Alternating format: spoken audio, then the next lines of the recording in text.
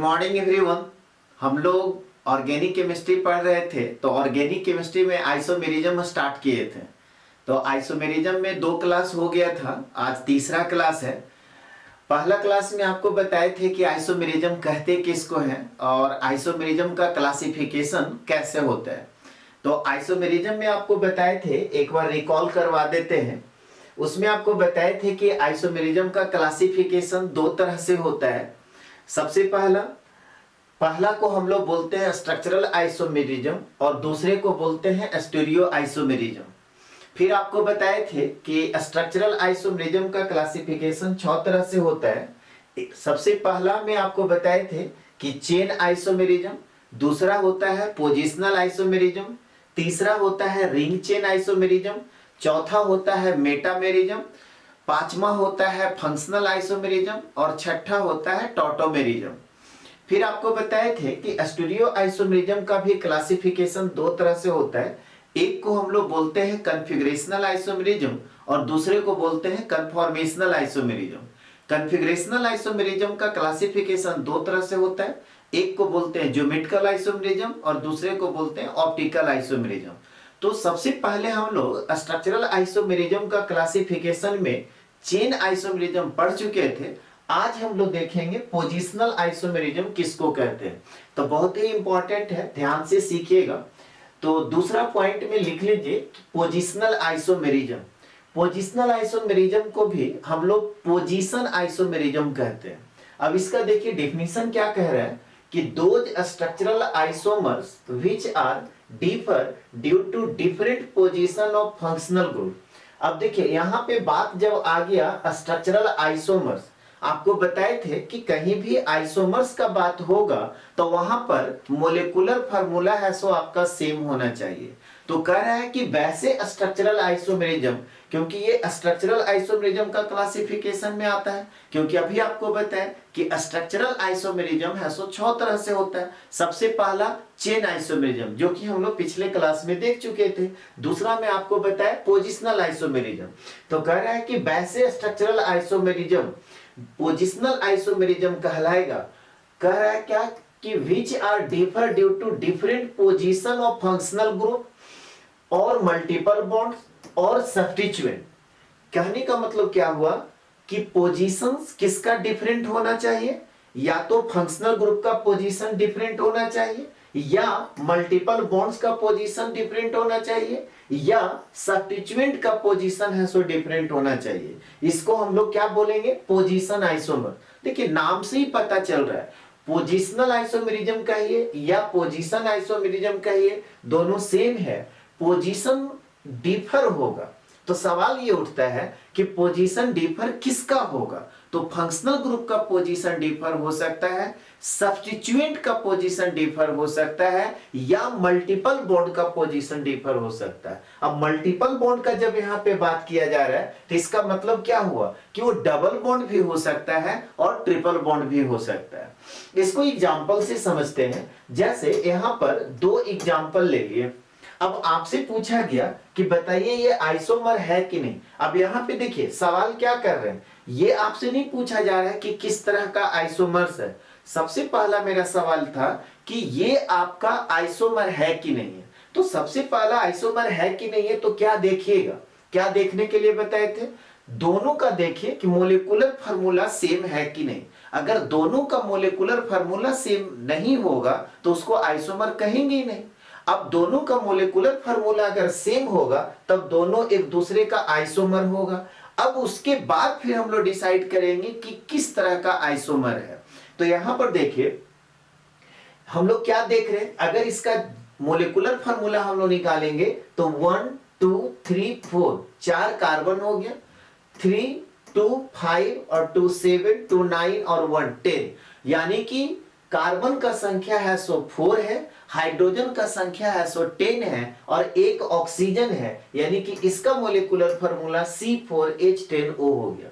ठीक उसी तरह से इसमें देखिए टोटल नंबर ऑफ कार्बन है सो आपका 4 हो गया, हाइड्रोजन 3 1 4 और 2 6 और 3 9 और 1 10, यानी और एक ऑक्सीजन हो गया। तो यहां पर भी मोलेकुलर फार्मूला क्या हो गया, C4H10O। अब यहाँ पे सबसे पहला बात ये निकल करके आया कि फर्स्ट और सेकेंड दोनों एक दूसरे का आइसोमर है। पहले भी बता चुके हैं कि आइसोमर जब बात हम लोग करते हैं तो कोई एक कंपाउंड दिया हुआ रहेगा तो वहां पे कोई आइसोमर का बात ही नहीं होगा। आइसोमर जब भी बात होता है तब मिनिमम नंबर ऑफ कंपाउंड है सो 2 होना चाहिए। अब ये दोनों एक दूसरे का आइसोमर है। अब सवाल है कि किस तरह का आइसोमर है। तो आप इसके पहले पढ़ चुके हैं, क्या पढ़े? Chain isomer. और आज पढ़ रहे हैं कौन? Position isomer. चेन आइसोमर में क्या बताए थे कि कार्बन का चेन है सो डिफर करना चाहिए या साइड चेन का लेंथ है सो डिफर करना चाहिए। यहां पर अगर आपसे पूछा जाए कि बताइए कार्बन का चेन क्या है, तो यहां पर देखिए तो अब इसका अगर नाम अगर हम आपसे पूछे तो देखिए 1 2 3 4, देखिए तो यहाँ पे 4 कार्बन का चेन हो गया। इसका नाम क्या होगा? तो इसका बेस नेम जो होता है अल्कानोल। अल्कीन का ई हटा दीजिए, ओएल लगा दीजिए, तो बेस नेम क्या हो जाएगा? अल्कानोल। ये सब नोमेनक्लेचर में आपको पढ़ा चुके हैं, ठीक है। बेस नेम देखिए आपको कैसे निकलता है, तो अल्केन का ई हटा दीजिए और ओएल लगा दीजिए तो अल्कानोल। अब यहाँ पे 4 कार्बन से बुटानोल, बट ये जो अल्कोहल है किस कार्बन पे है? पहला कार्बन पे है, तो इसका नाम हो जाएगा बुटानोल। और पोजीशन आपको देना होगा कि अल्कोहल जो है किस पोजीशन पे है, तो पहला पोजीशन पे। इसी नाम को आप इस तरह से भी लिख सकते हैं ब्यूटेन, ठीक है। और लास्ट वाला ई नहीं होगा और यहां पे 1 ओल दे देंगे, तो आप ब्यूटेन 1 ओल कहिए, ठीक है, या 1 बुटानोल कहिए, दोनों सेम। तो इसका नाम हो गया ब्यूटेन 1 ओल। ठीक उसी तरह से इसमें अगर आपसे नाम पूछा जाए तो नंबरिंग जब हम लोग करेंगे तो किधर से करेंगे? नंबरिंग जब करेंगे इसमें तो लेफ्ट साइड से करेंगे। 1 2 3 4, इसका नाम क्या होगा? Butane 2 all. क्या नाम हो गया? Butane 2 all. अब देखिए यहां पर जो कार्बन का चेन है कितने कार्बन का है? 4 कार्बन का है चेन। और सब्स्टिट्यूएंट कितने कार्बन का? एक भी कार्बन का नहीं, तो इसको हम लोग लिखेंगे 40। यहां पर भी अगर आपसे पूछा जाए कि कार्बन का चेन कितने कार्बन का है, तो यहां पर आप बताएंगे कि 4 कार्बन का मेन चेन है और सब्स्टिट्यूएंट एक भी कार्बन का नहीं है, तो ये भी आपका 40 हो गया। ये 40 क्या लिखे, ये समझ में आ गया? ये 4 का मतलब मेन चेन है सो आपका 4 कार्बन का और सब्स्टिट्यूएंट है सो 0 कार्बन का। तो दोनों का मेन चेन आपका सेम है, तो दोनों में सबसे पहला कि चेन आइसोमर का रिलेशन नहीं होगा। चेन आइसोमर्स आप पढ़ चुके हैं। तो आपसे अगर कोई इस तरह का एग्जांपल लिख दे कोई टीचर और आपसे पूछे कि अच्छा ये बताओ कि ये चेन आइसोमर है या नहीं है, तो आपका जवाब क्या होगा? कि ये चेन आइसोमर नहीं है। क्यों? क्योंकि यहाँ पे कार्बन का मेन चेन या साइड चेन का लेंथ नहीं चेंज हो रहा है। तब ये है क्या? Position isomer. अब ये पोजीशन आइसोमर या इसी को पोजिशनल आइसोमर्स हम क्यों कहेंगे? तो यहाँ पे अल्कोहल का देखिए पोजीशन बदल रहा है। यहाँ पे पहला में पहला कार्बन के साथ अल्कोहल है और दूसरा जो कंपाउंड है उसमें दूसरा कार्बन के साथ अल्कोहल है, तो इसको हम कहेंगे कि फर्स्ट और सेकेंड एक दूसरे का पोजिशनल आइसोमर्स है, या फर्स्ट एंड सेकेंड एक दूसरे का पोजीशन आइसोमर्स है। बोलिए यहां तक सब लोग को समझ में आ रहा है? तो नीचे एक लाइन फिर लिख लीजिएगा कि hence first and second are position isomers of each other. एक और एग्जांपल लेते हैं, एग्जांपल नंबर 2। देखिए एक कंपाउंड हम लोग इस तरह से लिए, एक दूसरा कंपाउंड इस तरह से लिए और एक तीसरा कंपाउंड है सो इस तरह से लिए। अब आपसे पूछा गया कि अच्छा बताइए फर्स्ट और सेकेंड एक दूसरे का आइसोमर है या नहीं है। तो सबसे पहला आप देख रहे हैं कि सबका मोलिकुलर फार्मूला है सो सेम है, तो इसका मतलब है कि रिलेशन क्या हो गया? आइसोमर का। अब किस तरह का आइसोमर है, अब ये मेरे को डिसाइड करना है कि ये किस तरह का आइसोमर है। तो यहां पे हम लोग क्या देख रहे हैं कि इसको हम लोग क्या पढ़ते हैं? फेनॉल, ठीक है। अगर हम आपसे पूछें कि इसका पूरा नाम क्या होगा, तो ऑर्थो पोजीशन पे नाइट्रो है तो आप ऑर्थो नाइट्रोफेनॉल कह सकते हैं या 2 नाइट्रोफेनॉल कह सकते हैं, ठीक है। यहां पर क्या हो गया? मेटा पोजीशन पे तो मेटा नाइट्रोफेनॉल और यहां पे पारा नाइट्रोफेनॉल हो गया। तो यहां पर हो क्या रहा है, यहां पे हम लोग क्या देख रहे हैं कि नाइट्रो ग्रुप जो है पहला स्ट्रक्चर में ऑर्थो पोजीशन पे है, दूसरा स्ट्रक्चर में मेटा पोजीशन पे है और तीसरा स्ट्रक्चर में पारा पोजीशन पे है। इसका मतलब क्या हुआ कि फंक्शनल ग्रुप का पोजीशन चेंज हो रहा है। यहां पे क्या कह रहा है कि पोजीशन किसका चेंज हो, फंक्शनल ग्रुप का चेंज हो सकता है, मल्टीपल बॉन्ड का पोजीशन चेंज हो सकता है और सब्स्टिट्यूएंट का भी पोजीशन चेंज हो सकता है।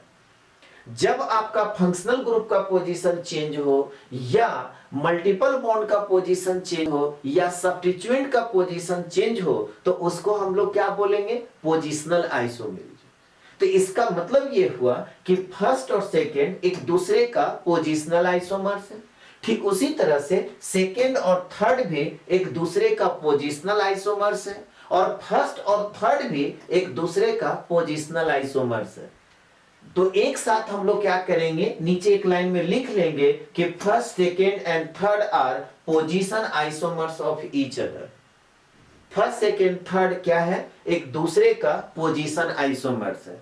क्यों पोजीशन आइसोमर्स हुआ, क्योंकि यहां पर नाइट्रो का पोजीशन चेंज हो रहा है। पहला स्ट्रक्चर में ऑर्थो पोजीशन पे, दूसरा स्ट्रक्चर में मेटा पोजीशन पे और तीसरा स्ट्रक्चर में कहां पे है, पारा पोजीशन पे है। तो इसको हम लोग कहेंगे पोजिशनल आइसोमर्स या पोजीशन आइसोमर्स। और एग्जांपल देंगे, इसको पहले नोट कर लीजिए। यहां तक कंप्लीट कर लिए सभी लोग। चलिए और एग्जांपल हम लोग देखते हैं, एग्जांपल नंबर 3। फिर हम लोग क्या करते हैं, दो कंपाउंड लेते हैं, ठीक है। अब आपसे यहां पे पूछा गया कि बताइए ये दोनों एक दूसरे का पोजीशन आइसोमर्स है या नहीं है। देखिए सबसे पहला कि पोजीशन आइसोमर्स तो हम लोग बाद में देखेंगे। सबसे पहला हमको काम कर क्या करना है, सबसे पहला हमको चेक करना है कि दोनों का मोलिकुलर फार्मूला सेम है या नहीं है। तो यहां पर देखिए, तो अगर हम लोग आपसे पूछा जाए कि यहाँ पे मोलिकुलर फार्मूला बताइए तो 1 2 3 4 4 कार्बन है और 2 1 3 और 2 5 और 3 8 हाइड्रोजन है, यानी कि यहां पर हो गया C4H8। ठीक उसी तरह से इसमें देखिए 1 2 3 4 4 कार्बन है, 3 1 4 1 5 और 3 8 और 8 हाइड्रोजन है।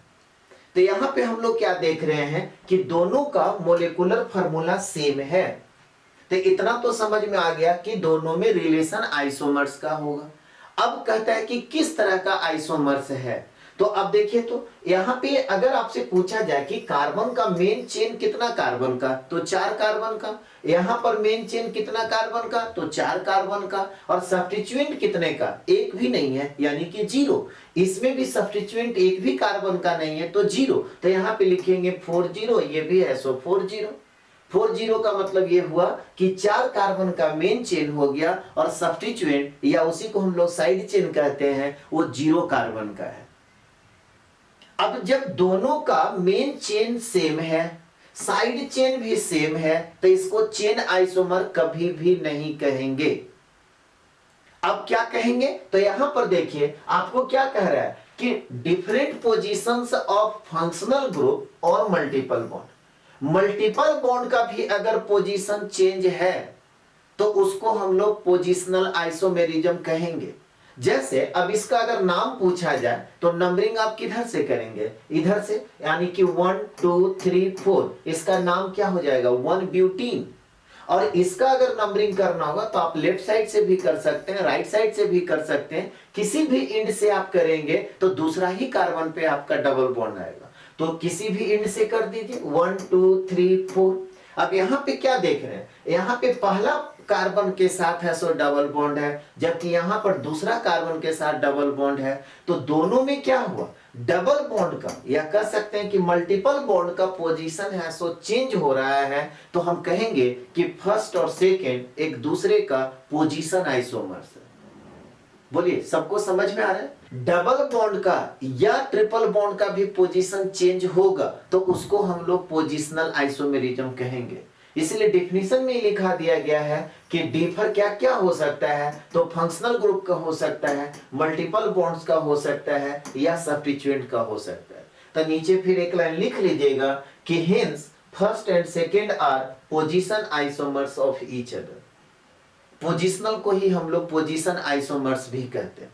एक और एग्जांपल देखिए, एग्जांपल नंबर 4 में फिर देखिए हम लोग क्या करते हैं, दो कंपाउंड ले लिए। अब आपसे पूछा जाए कि बताइए ये दोनों में क्या रिलेशन है, तो सबसे पहला देखेंगे कि दोनों का मोलिकुलर फार्मूला सेम है या नहीं है। तो यहां पर भी देखिए टोटल है सो 4 कार्बन हो गया। हाइड्रोजन कितना है, तो 1 और 2 3 हो गया और 3 6 हो गया, यानी कि C4H6 है। इसमें टोटल कार्बन कितना, तो 1 2 3 4। हाइड्रोजन कितना, तो 3 और 3 6, यानी कि C4H6। तो दोनों का मोलिकुलर फार्मूला सेम हो गया, तो दोनों में रिलेशन आइसोमर्स का हो गया। अब सवाल ये उठता है कि ये किस तरह का आइसोमर होगा। तब यहां पर आप क्या देख रहे हैं, यहां पे मेन चेन है सो 4 कार्बन का है और साइड चेन 0 कार्बन का, तो 40 लिखेंगे। यहां पर भी मेन चेन जो है 4 कार्बन का है और साइड चेन 0 कार्बन का, तो यहां पर भी 40। तो ये दोनों को हम लोग चेन आइसोमर्स कभी नहीं कहेंगे, दोनों को चेन आइसोमर्स कभी नहीं कहेंगे। तो क्या कहेंगे, पोजीशन आइसोमर्स। क्यों, क्योंकि यहां पर देखिए अब इसका अगर नाम पूछा जाए तो नंबरिंग आप किस हिंट से करेंगे, लेफ्ट साइड से, तो 1 2 3 4, ठीक है। इसका नाम क्या हो जाएगा, 1 ब्यूटाइन। और इसका नाम देखिए 1 2 3 4, डबल बॉन्ड ट्रिपल बॉन्ड जो है दूसरा कार्बन के साथ आ रहा है, तो इसका नाम हो जाएगा 2 ब्यूटाइन। तो क्या हुआ, मल्टीपल बॉन्ड का पोजीशन चेंज हो गया। पहला स्ट्रक्चर में पहला कार्बन के साथ था, जबकि दूसरा स्ट्रक्चर में दूसरा कार्बन के साथ है, तो हम कहेंगे कि फर्स्ट और सेकंड भी है सो आपका पोजीशन आइसोमर्स होगा एक दूसरे का। तो इसी को आप एक नोट करके लिख लीजिएगा याद रखने के लिए कि डबल बॉन्ड और ट्रिपल बॉन्ड का भी पोजीशन जब चेंज करेगा तो वो पोजीशन आइसोमर्स होगा। शर्त ये है कि मोलिकुलर फार्मूला सेम होना चाहिए। ये पहला ही क्लास में आपको बता दिए थे कि सबसे इंपॉर्टेंट जो बात है आइसोमर्स होने के लिए वो मोलिकुलर फार्मूला सेम होना चाहिए। ऐसा नहीं कि आपका डबल बॉन्ड या ट्रिपल बॉन्ड का पोजीशन चेंज कर दिया और मोलिकुलर फार्मूला ही सेम नहीं है तो आइसोमर होगा ही नहीं। और जब आइसोमर नहीं होगा तो फिर किस तरह का आइसोमर है, ये सवाल ही नहीं उठता है। तो इसको आप नोट करके एक लिख लीजिए कि if two isomers differ in the position of double or triple bond then they are also called position isomers। दो आइसोमर में अगर डबल बॉन्ड और ट्रिपल बॉन्ड का भी पोजीशन डिफर कर रहा है या डबल बॉन्ड या ट्रिपल बॉन्ड का पोजीशन चेंज कर रहा है तो उसको भी हम लोग क्या बोलेंगे, पोजीशन आइसोमर्स बोलेंगे। क्या बोलेंगे, पोजीशन आइसोमर्स बोलेंगे। यहां तक नोट कीजिए, यहां तक कंप्लीट कर लिए सभी लोग। चलिए और एग्जांपल देखते हैं। नेक्स्ट एग्जांपल नंबर 5 देखिए, यहां पर एक स्ट्रक्चर लिखे इस तरह से, एक स्ट्रक्चर लिखे इस तरह से, एक स्ट्रक्चर लिखे इस तरह से और एक स्ट्रक्चर लिख दिए इस तरह से, फर्स्ट सेकेंड थर्ड फोर्थ। अब आपसे पूछा जा रहा है कि बताइए फर्स्ट सेकेंड थर्ड फोर्थ में क्या रिलेशन है। या आपसे ऐसा भी पूछा जा सकता है कि फर्स्ट सेकेंड में क्या रिलेशन है, सेकेंड थर्ड में क्या रिलेशन है, थर्ड फोर्थ में क्या रिलेशन है, फर्स्ट थर्ड में क्या रिलेशन है। तो सबसे पहला चीज देखिए कि यहां पर मेन चेन कितना कार्बन का, 6 कार्बन का, और साइड चेन कितने कार्बन का, तो एक एक कार्बन का है, यानी कि इसको लिखेंगे 611। यहां पर भी क्या है, मेन चेन आपका 6 कार्बन का और साइड चेन एक एक कार्बन का, तो इसको भी हम लोग लिखेंगे 611। यहां पर देखिए मेन चेन कितने कार्बन का, 6 कार्बन का, और साइड चेन कितने कार्बन का, एक एक कार्बन का, तो इसको भी लिखेंगे 611। और यहां पर देखिए मेन चेन कितने कार्बन का, 6 कार्बन का, और साइड चेन कितने कार्बन का, एक एक कार्बन का, तो इसको भी लिखेंगे 611। इतना तो पता चल गया कि इसमें मेन चेन और साइड चेन में कोई डिफरेंस नहीं हो रहा है, तो ये चेन आइसोमर्स नहीं कहलाएगा, ये चेन आइसोमर्स नहीं कहलाएगा। तो क्या कहलाएगा, पोजीशन आइसोमर्स। क्यों, पोजीशन चेंज हो रहा है, किसका, सब्स्टिट्यूएंट का। अभी आपको डेफिनेशन में बताया कि सब्स्टिट्यूएंट का भी पोजीशन चेंज हो जाए, या मल्टीपल बॉन्ड्स का पोजीशन चेंज हो जाए, या फंक्शनल ग्रुप का पोजीशन चेंज हो जाए। तो यहां पर क्या हो रहा है, सब्स्टिट्यूएंट का पोजीशन चेंज हो रहा है। और कभी भी आपको कंफ्यूजन हो ना तो सबका नाम लिख लीजिए। अगर दो स्ट्रक्चर का एक ही नाम आ जाए तो वो दोनों समझ जाइएगा कि वो आइडेंटिकल स्ट्रक्चर है, दोनों में रिलेशन आइसोमर का नहीं होगा। अब यहां पे अगर आपसे पूछा जाए कि इसका नाम बताइए, नोमेनक्लेचर आप पढ़ चुके हैं, तो क्या होगा, 1,1 डाइमिथाइल साइक्लोहेक्सेन।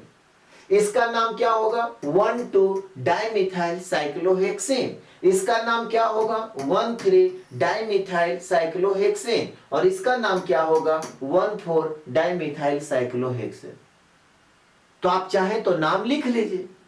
अब यहां पे क्या होगा कि ये सारा फर्स्ट, सेकेंड, थर्ड, फोर्थ, ये सारे एक दूसरे का पोजिशनल आइसोमेरिज्म, यानी कि फर्स्ट सेकेंड एक दूसरे का पोजीशन आइसोमर्स हो गया, फर्स्ट थर्ड एक दूसरे का पोजीशन आइसोमर, फर्स्ट फोर्थ है एक दूसरे का पोजीशन आइसोमर, सेकेंड थर्ड एक दूसरे का पोजीशन आइसोमर, सेकेंड और फोर्थ एक दूसरे का पोजीशन आइसोमर, थर्ड फोर्थ भी एक दूसरे का पोजीशन आइसोमर। तो इतना लिखने से अच्छा है कि हम इस तरह से लिख लेंगे कि all are position isomers of each other. सारे क्या है, एक दूसरे का पोजीशन आइसोमर्स है। सारे क्या है, एक दूसरे का पोजीशन आइसोमर्स है। एक नोट करके आप यहां पे लिख लीजिए। नोट में क्या लिखना है, आप एक चीज ध्यान दे रहे होंगे कि कोई भी दो या दो से ज्यादा कंपाउंड दिया हुआ है और सारे में आइसोमर्स का रिलेशन है, ठीक है, तब आप एक चीज ध्यान दिए होंगे कि आईयूपीएसी नेम ऑलवेज डिफरेंट होगा। क्यों? क्योंकि अगर आईयूपीएसी नेम सेम हो जाएगा तो इसका मतलब है कि वो आइडेंटिकल कंपाउंड को रिप्रेजेंट करेगा। तो ध्यान रखिएगा कि कभी भी आपको कंफ्यूजन हो, इसके अलावे अगर किसी स्टूडेंट को ऐसा लिखने में दिमाग में आ जाए, जस्ट एक एग्जांपल हम आपको बता रहे हैं कि किसी स्टूडेंट को ना ऐसा दिमाग में आ गया कि सर इसको आप यहां से लिखे 1 2 3 4 5 6, अगर ऐसा कर दें तो आप 1 2 1 3 1 4 1 5 आप क्यों नहीं लिखे ऐसे, यहां पे आप ऐसे क्यों नहीं लिखे? तो आप ऐसे लिखिएगा और आप ये सोचिएगा कि नंबरिंग इधर से होगा तो ये गलत हो जाएगा। अगर आप ऐसे लिखें तो नंबरिंग अब इधर से होगा, यानी कि 1,3 डाइमिथाइल साइक्लोहेक्सेन, जो कि आपका यहां पे आ चुका है। तो कभी भी इस तरह का बात आए और खुद में अंदर से फील हो कि सही लिखे हैं कि गलत लिखे हैं, तब आप क्या कीजिए, सारे का नोमेनक्लेचर लिख दीजिए।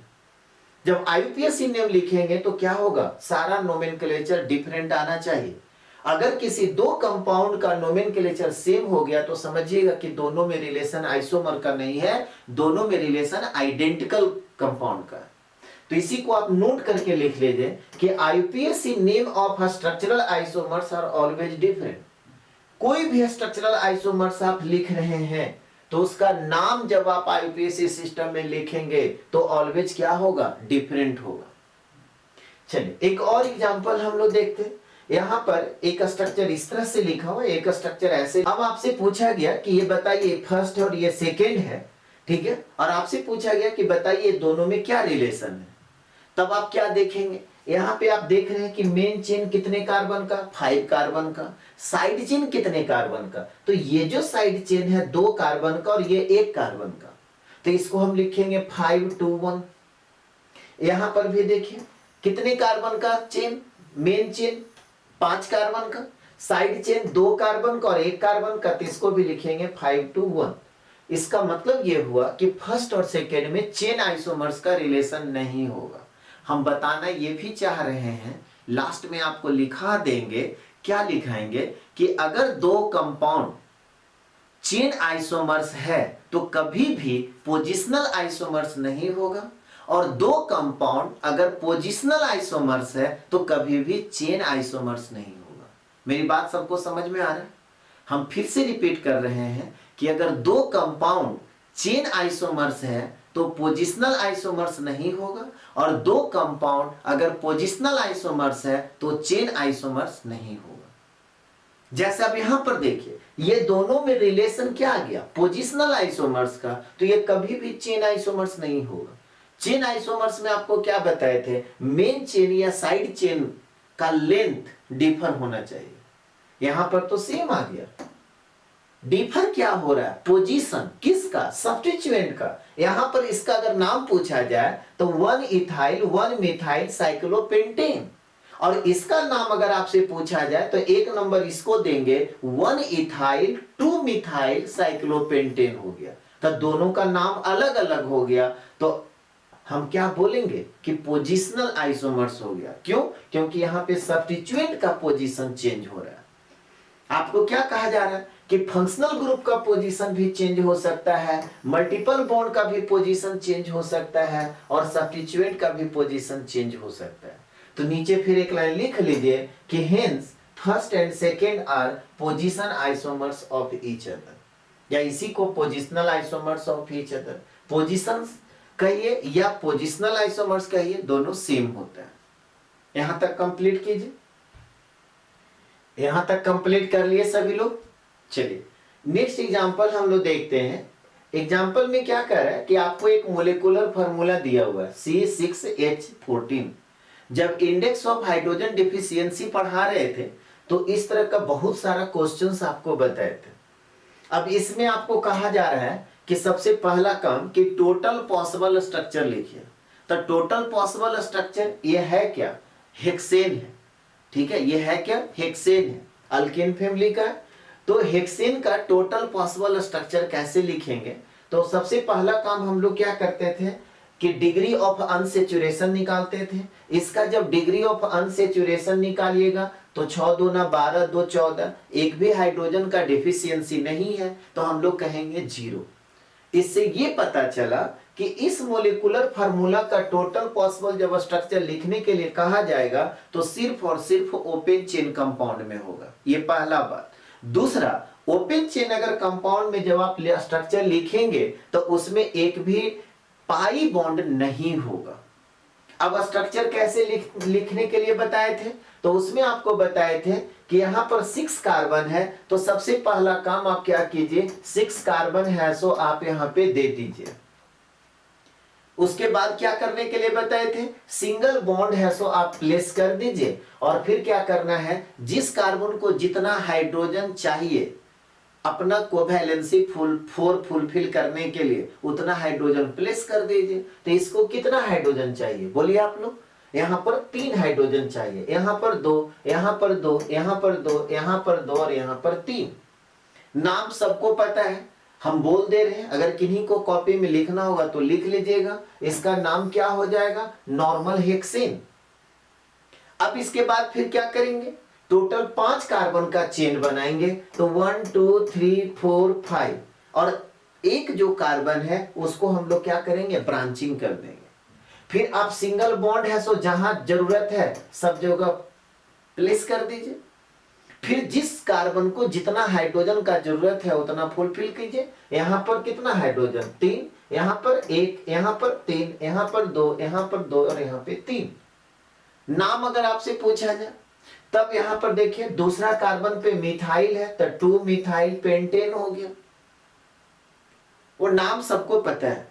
तीसरा स्ट्रक्चर में फिर क्या होगा, आप इसी सब्स्टिट्यूएंट को यहां पे कर सकते हैं। तो यहां पे सबसे पहला चेन जो है हम लोग 5 ही कार्बन का लेंगे, ठीक है, और सब्स्टिट्यूएंट को हम आगे शिफ्ट कर दिए। सिंगल बॉन्ड है सो आप प्लेस कर दीजिए। उसके बाद है सो जहां पर जितना हाइड्रोजन का जरूरत है फुलफिल कर दीजिए। तो यहां पर 3 हाइड्रोजन, यहां पर 2 हाइड्रोजन, यहां पर 1, यहां पर 3, यहां पर 2, यहां पर 3। क्या इसको आप यहां पे शिफ्ट कर सकते हैं, नहीं कर सकते। क्यों, क्योंकि अगर यहां पे शिफ्ट कीजिएगा तो ये दूसरा वाला का आइडेंटिकल हो जाएगा। तब फिर हम लोग को क्या करना पड़ेगा, कार्बन का चेन है सो में एक कार्बन फिर घटाना पड़ेगा। यानी कि यहां पर हम लोग लिए थे कितने कार्बन का, 5 कार्बन का चेन, अब हम लोग लेंगे 4 कार्बन का चेन। अब एक और इंपॉर्टेंट बात, अब आपके पास क्या हो गया, 2 कार्बन बच रहा है। तो 2 कार्बन जब बच रहा है, ध्यान से समझिएगा हम क्या बोल रहे हैं। 2 कार्बन जब बच रहा है तो वो दोनों कार्बन को आप इस तरह से नहीं लिख सकते।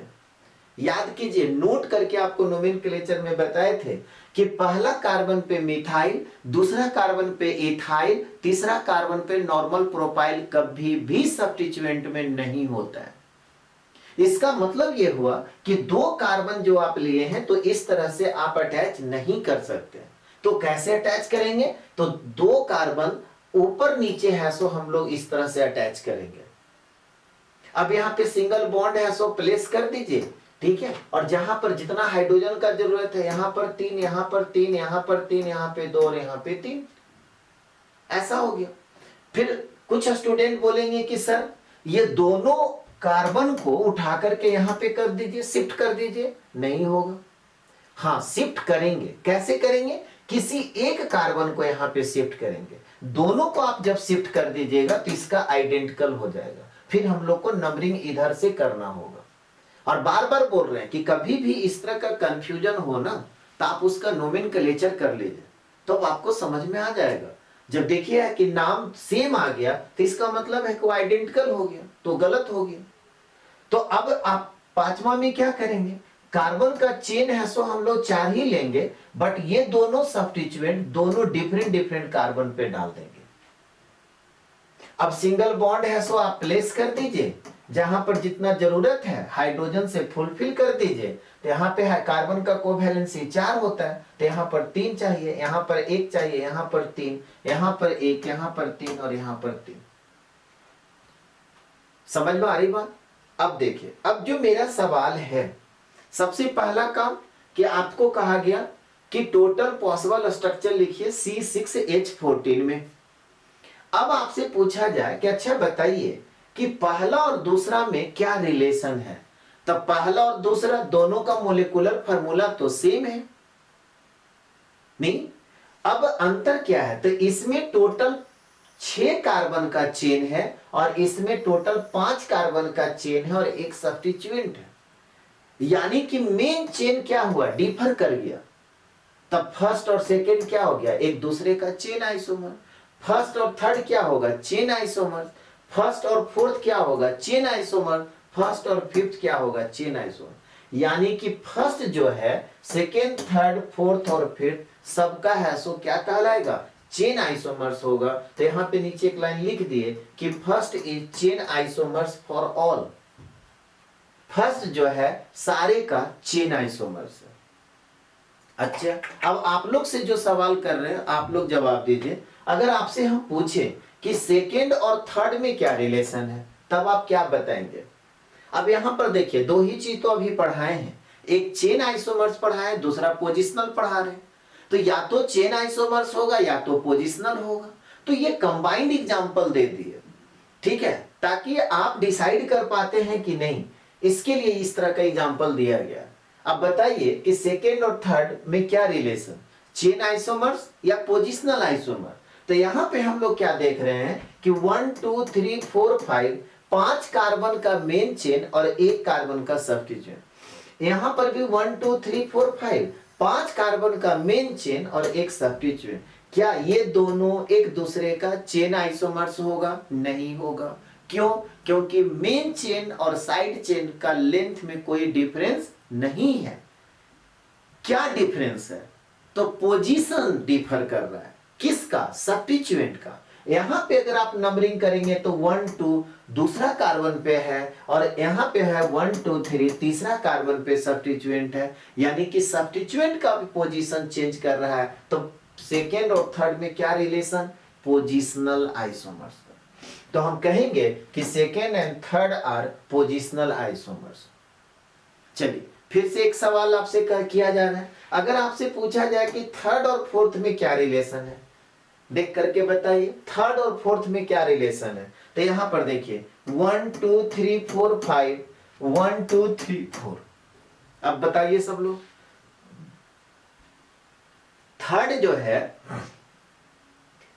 जो है इसमें आपका टोटल 5 कार्बन का चेन है और इसमें मेन चेन है सो 4 कार्बन का है। तो मेन चेन का लेंथ है सो डिफर कर रहा है। तो इसको हम लोग क्या बोलेंगे? Chain isomer. क्या बोलेंगे? Chain isomer. तो थर्ड और फोर्थ में क्या रिलेशन हो गया? चेन आइसोमर्स का हो गया। चलिए, फिर आपसे पूछा जा रहा है 4 और 5 में क्या रिलेशन है बताइए सब लोग। 4 और 5 में क्या रिलेशन है, ध्यान से देखिए। 4 और 5 में क्या रिलेशन है, तो यहां पर क्या है 1 2 3 4, 1 2 3 4। तो इसमें 4 कार्बन का मेन चेन और एक एक कार्बन का साइड चेन, इसमें भी 4 कार्बन का मेन चेन, एक एक कार्बन का साइड चेन। तो मेन चेन या साइड चेन के लेंथ में डिफरेंस नहीं है, तो इसको हम लोग चेन आइसोमर्स नहीं कहेंगे, क्या बोलेंगे, पोजिशनल आइसोमर्स। क्यों, क्योंकि सब्स्टिट्यूएंट का देखिए पोजीशन चेंज हो गया, यहाँ पे दूसरा कार्बन पे है, जबकि इसमें दूसरा और तीसरा कार्बन पे सब्स्टिट्यूएंट है। तो हम कहेंगे कि फोर्थ और फिफ्थ में जो रिलेशन है वो पोजिशनल आइसोमेरिज्म है। सबको समझ में आ रहा है, तो यहाँ पे नीचे लिख लीजिएगा कि fourth and fifth are positional isomers. बोलिए सबको समझ में आ रहा है, यहां तक जल्दी से कंप्लीट कीजिए, यहां तक कंप्लीट कर लिए। चलिए कुछ क्वेश्चंस हम लोग अभी करेंगे। क्वेश्चंस क्या है कि write all possible positional isomers of टेट्रामिथाइल cyclobutane. अब देखिए, सबसे पहले इसका जवाब देने के लिए आपको पता होना चाहिए यहां पे क्या कह रहा है, साइक्लोब्यूटेन। अब आप बताइए कितने कार्बन का रिंग हम लोग को बनाना होगा। साइक्लो का मतलब रिंग हो गया, ब्यूटेन का मतलब 4 कार्बन, यानी कि सबसे पहला काम क्या करेंगे, 4 कार्बन का हम लोग रिंग बनाएंगे। ये तो पहला बात हो गया। दूसरा क्या कर रहा है, टेट्रामिथाइल। टेट्रामिथाइल का मतलब कितना कार्बन होना चाहिए, 4 कार्बन होना चाहिए। क्या रिंग में एक ही कार्बन पे चारों मिथाइल आप लगा सकते हैं, चारों मिथाइल। क्यों, क्योंकि देखिए ये पोजिशनल आइसोमर्स बोल रहा है, क्या बोल रहा है, पोजिशनल आइसोमर्स। तो और टेट्रामिथाइल है, तो क्या चारों मिथाइल एक ही कार्बन पे आप लगा सकते हैं, नहीं लगा सकते। मैक्सिमम आप कितना मिथाइल लगा सकते हैं, तो 2 मिथाइल लगा सकते हैं। बोलिए कि सर कैसे, मेरे को समझ में नहीं आया। तो कार्बन का कोवैलेंसी 4 होता है, 2 तो पहले से फुल फिल है, तब 2 और लगेगा। इसका मतलब ये हुआ कि अब हम क्या करते हैं, 2 मिथाइल है सो इस कार्बन पे लगा देते हैं और 2 मिथाइल इस कार्बन पे लगा सकते हैं। अब कह रहा है कि total possible, all possible positional isomers.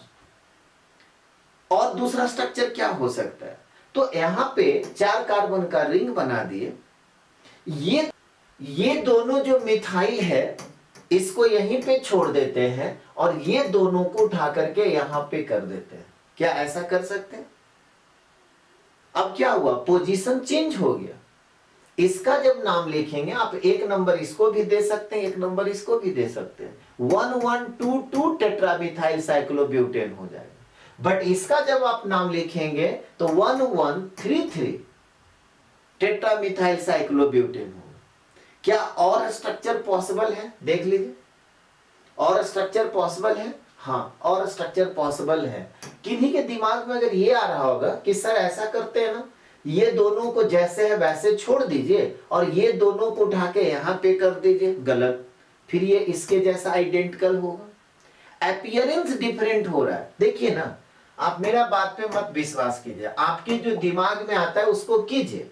अगर आपको लगता है कि इसको ऐसे कर दें और ये दोनों को उठा करके इस कार्बन पे ले आए, तो क्या ये डिफरेंट हो जाएगा, नहीं, इसके जैसा हो जाएगा।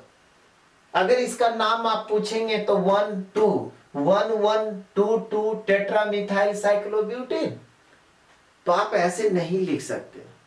तब हम लोग क्या करेंगे, ऐसा कर सकते हैं कि ये दोनों मिथाइल को इसी पे छोड़ दिए और ये जो 2 मिथाइल है इसको अलग अलग कर दिए। ऐसा तो कर सकते हैं, ऐसा कर सकते हैं कि नहीं कर सकते, बोलिए, ऐसा कर सकते हैं। तो यहां पर अब इसका नाम क्या होगा, तो एक नंबर इसको देंगे 1123 टेट्रामिथाइल साइक्लोब्यूटेन। क्या और कोई स्ट्रक्चर पॉसिबल है, देख लीजिए। तो कोई स्टूडेंट बोल रहे होंगे कि सर हाँ और स्ट्रक्चर पॉसिबल है, आप ऐसे कर दीजिए ना, ये दोनों को यहां पे छोड़िए और एक यहां लगा दीजिए और एक यहां लगा दीजिए, देख लीजिए। अब इसका नाम अगर आपसे पूछा जाए तो एक नंबर तो इसी को देंगे। अब यहाँ पे 2 दीजिए या 2 इसको दीजिए, बात एक ही। अगर 2 इसको देते हैं तो ये 3 होगा, ये 4 हो जाएगा। तो 1124 टेट्रामिथाइल साइक्लोब्यूटेन। तो एक स्ट्रक्चर आप फिर इस तरह से लिख सकते हैं, ये दोनों को यहां पे छोड़ दिए, एक को यहां दे दिए और एक को यहां दे दिए। क्या और स्ट्रक्चर पॉसिबल है? हाँ, और स्ट्रक्चर पॉसिबल हो सकता है। और क्या हो सकता है? और ये हो सकता है कि चारों मिथाइल को एक एक कार्बन पे हैशो दे दिए। अब इसका नाम जब आप लिखिएगा तो सबका नाम अलग अलग आएगा। यहां पे क्या हो जाएगा? 1 2 3 4 टेट्रामिथाइल साइक्लोब्यूटेन। तो यही क्वेश्चन आपको कह रहा था कि टेट्रामिथाइल साइक्लोब्यूटेन का ऑल पॉसिबल पोजिशनल आइसोमर्स बताइए। तो यहाँ पे first, second, third, fourth, fifth, तो टोटल 5 हैशो पोजिशनल आइसोमर्स हो गया। समझ में आ रहा है बात? क्यों? क्योंकि यहां पर सारे का सब्स्टिट्यूएंट का पोजीशन है सो डिफरेंट है, इसीलिए सब एक दूसरे का क्या कहलाएगा? पोजिशनल आइसोमर्स कहलाएगा। एक क्वेश्चन और देते हैं, आप चाहें तो वीडियो को पॉज कर करके खुद से कीजिए, नहीं होता है तो फिर आप प्ले कर करके वीडियो देख लीजिए। यहां पे क्वेश्चंस में क्या कह रहा है? Right all possible positional isomers of ethyl trimethyl cyclobutane. फिर देखिए साइक्लोब्यूटेन है, ध्यान से समझिए। तो साइक्लोब्यूटेन है, इसका मतलब 4 कार्बन का रिंग होना चाहिए। अब यहां पे क्या कह रहा है? इथाइल है और ट्राइमिथाइल है। एक इथाइल है और 3 मिथाइल है। एक कार्बन के साथ 2 ही सब्स्टिट्यूएंट आप दे सकते हैं। तो ऐसा करते हैं कि एक कार्बन के साथ एक इथाइल एक मिथाइल देते हैं। नहीं, ये इथाइल हो गया और एक मिथाइल दे दिए, बाकी जो 2 मिथाइल बचा दूसरे कार्बन पे दे दिया। अब इसमें भी कह रहा है क्या? ऑल पॉसिबल पोजिशनल आइसोमर्स बताइए। तो इसको अभी जैसे यहां पे इस तरह से लिखिए। दूसरा स्ट्रक्चर हम क्या करेंगे? ये दोनों जो मिथाइल है, ये इथाइल और मिथाइल जैसे है वैसे छोड़ दीजिए, और ये दोनों मिथाइल को आप यहां पे लिख दीजिए। बोलिए, कोई दिक्कत? फिर कुछ स्टूडेंट सोच रहे होंगे कि सर तीसरा जो स्ट्रक्चर होगा इसको वैसे ही छोड़ देंगे और ये दोनों को यहां पे लिख देंगे। गलत, फिर ये इसके जैसा हो जाएगा। क्यों? क्योंकि जब आप यहाँ पे आपके दिमाग में इस तरह से ख्यालात आ रहा है कि एक स्ट्रक्चर को ये दोनों को ऐसे लिख दिए और ये दोनों जो है यहाँ पे उठा के लिखे, तो जब नंबरिंग कीजिएगा तो ये 1 2 हो जाएगा। नाम क्या हो जाएगा? 1 इथाइल 1 2 2 ट्राइमिथाइल साइक्लोब्यूटेन, और इसका भी तो नाम वही हो जाएगा ना। एक नंबर इसको देंगे, 2 नंबर इसको देंगे, तो आइडेंटिकल हो जाएगा। तब फिर हम लोग क्या करेंगे? हम लोग क्या करेंगे बोलिए? तब हम लोग क्या करेंगे? पहले तो ये दोनों को आप यहीं पे रहने दीजिए और ये दोनों को अलग अलग कर दीजिए। तो ये दोनों को जब अलग अलग करेंगे तो एक बार यहां पे दे दिए और एक इसको दे दिए। फिर उसके बाद क्या करेंगे? इसको उठा करके यहां पर भी तो कर सकते हैं। तो यहां पर नेक्स्ट जो स्ट्रक्चर होगा, ये दोनों को ऐसे ही रहने दिए, एक को यहां पे लिखे और एक को यहां पे लिखे। और हो सकता है क्या? हाँ, और हो सकता है। अब हम लोग क्या करेंगे? अब हम लोग ऐसा करेंगे कि देखिए यहां पे अब इथाइल को सिर्फ छोड़ दिए और 2 मिथाइल को एक कार्बन पे कर दिए और एक मिथाइल को एक अलग कार्बन पे कर दिया। क्या ये पॉसिबिलिटी है या नहीं है? है। और हम लोग क्या कर सकते हैं? इसको उठा करके फिर यहां कर सकते हैं। तो नेक्स्ट जो स्ट्रक्चर होगा, ये देखिए, ये जब तक आप प्रैक्टिस नहीं करेंगे तब तक आप नहीं सीख पाएंगे। अब यहां पे हम क्या कर रहे हैं? इथाइल जैसे था वैसे छोड़ दिए। इस कार्बन पे 2 मिथाइल है तो ये 2 मिथाइल जैसे वैसे छोड़ दिए। अब फिर अब क्या कर रहे हैं? इस मिथाइल को हम लोग यहां पे ले आए। अब देखिए, क्या और स्ट्रक्चर पॉसिबल है? हाँ, और स्ट्रक्चर पॉसिबल है। अब हम क्या कर रहे हैं? इथाइल को तो यहां पे रहने दिए और इसके डायगोनली, क्यों? क्योंकि एक नंबर जब भी देंगे ना तो इथाइल जिस पर है उसको देंगे अल्फाबेटिकल ऑर्डर के लिए। तो ऐसा तो कर सकते हैं कि ये दोनों जो मिथाइल है इसको हम यहां पे कर दिए डायगोनली, और एक जो मिथाइल है उसको यहां रख दीजिए या यहां रख दीजिए, बात एक ही पड़ेगा। चलिए यहां रख दिए तो 2 मिथाइल को आप यहां कर दीजिए। क्या और स्ट्रक्चर पॉसिबल है? हाँ, और स्ट्रक्चर पॉसिबल है। अब हम क्या करेंगे, यहां पर इथाइल को अलग कर दिए और बाकी जो 3 मिथाइल है उसको अलग अलग कार्बन पे कर दिए। तो इस तरह से आप देखेंगे कि टोटल कितना स्ट्रक्चर हो गया, 1 2 3 4 5 6 7 8। तो इस तरह से टोटल 8 है सो पोजिशनल आइसोमर्स बना। किसका? Ethyl trimethyl cyclobutane. तो क्वेश्चन किस तरह का रहेगा और किस तरह से आपको बनाना है, ये सभी लोग को समझ में आ रहा है।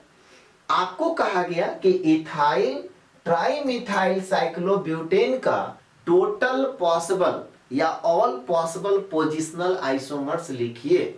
तो आपको इस तरह से पूरा लिखना होगा। इसमें कोई ट्रिक नहीं है कि इस मोलेकुलर फार्मूला का या इस स्ट्रक्चर का इतना आइसोमर्स होगा। आपको इसी तरह से है सो प्रैक्टिस करना होगा। यहां तक नोट कर लीजिए जल्दी से। यहां तक सभी लोग कंप्लीट कर लिए। चलिए नेक्स्ट क्वेश्चन हम लोग देखते हैं। क्वेश्चन में क्या कर रहा है कि write all possible positional isomers of 1,2 dichlorobenzene. तो सबसे पहले नाम से तो आपको स्ट्रक्चर लिखने आना चाहिए। तो बेंजीन है तो बेंजीन हम लोग बना दिए।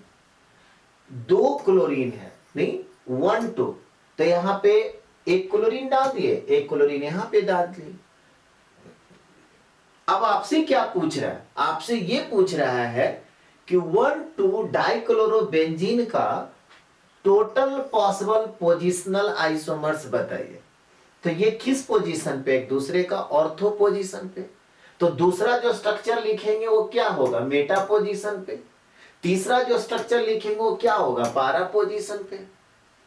नाम क्या हो गया? 1 2 डाइक्लोरोबेंजीन, 1 3 डाइक्लोरोबेंजीन, 1 4 डाइक्लोरोबेंजीन। यानी कि इस 1 2 डाइक्लोरोबेंजीन का टोटल कितना पोजिशनल आइसोमर्स हो गया? 3।